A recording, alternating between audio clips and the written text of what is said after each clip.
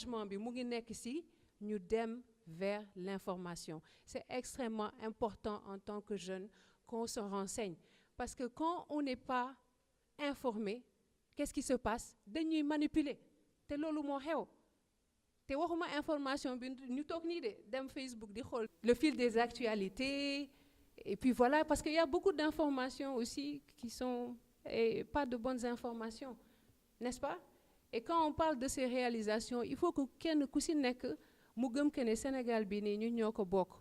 Dans 10, 15 ans, ñu ñoo fi nekk ces jeunes-là. Je vous assure que dans 15 ans, kenn ci salle bi nii muy góor di jigéen mun na diriger suñu réew mi.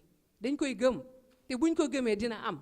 Mais pour loolu mu am, il faut que ñu mun a dem vers cette information.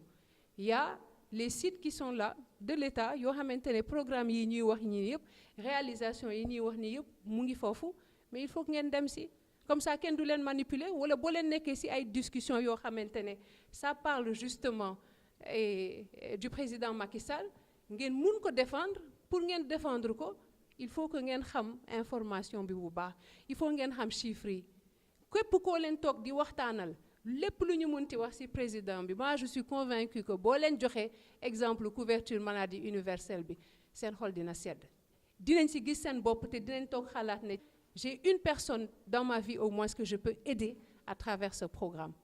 Je suis sûre que bu ma ci laajoon kenn ci yéen wala ñaar balaa muy def présentation bi peut-être doo leen xam naka la couverture maladie universelle boobu noonu di doxee et peut-être boo leen fi jógee di ngeen ne ah man de peut-être am na 5 élèves yoo xamante ne mun naa leen fayal 5000 francs année bi yëpp ñu couvrir leen xalaat leen li ma leen wax di ngeen jógee fii nii peut-être ngeen yàq benn 50 000 benn 100 000 si benn yére bu nice ay dàll yu nice loolu c'est très bien hein? On doit le faire entre jeunes mais xalaat leen sens du partage boobu noonu 100 000 francs boobu noonu si benn 5 000 ngeen dem couvrir juróomi élèves jël leen si 50 000 20 000 francs wala 30 000 francs boo xamante ne di ngeen couvrir ñaari nit yu dëkk seen kër di ngeen couvrir peut-être ñetti nit ñoo xamante ne ñu ngi au niveau de votre communauté et qui ont besoin de cette aide et qui ne peuvent pas le dire. Les infrastructures c'est la même chose on en a parlé ku ko bëgg ku ko bañ yëpp booy dem Touba 2 heures de temps si ngay jaar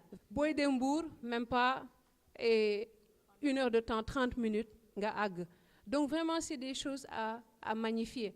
Keneen ku fi ñëw tamit en tant que président je suis sûre que dina def lu mu mun tamit pour dëkkam le président Macky Sall fait ce qu'il peut pour son pays ñun en tant que jeunes on a cette exigence des fois lu may wax démesuré fii nii mais président dafa yombul dafa metti mais ñun ñoo ko mun a jàppale ñun ñi nga xamante ne Sénégal moo ñu soxal moo ñu ñor et comment on va y arriver c'est qu'il faut encore une fois qu'on aille vers l'information.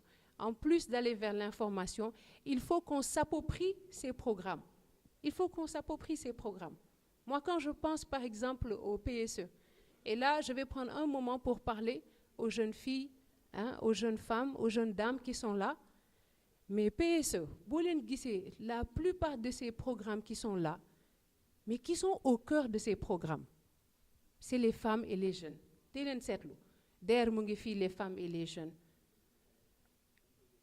Le PSE, qui est au cœur du PSE, c'est les femmes et les jeunes, n'est-ce pas?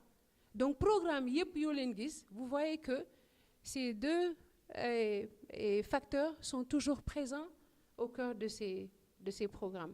Donc ça veut dire que c'est important parce que ñun ñoo fi nekk, on représente plus de la majorité de la population.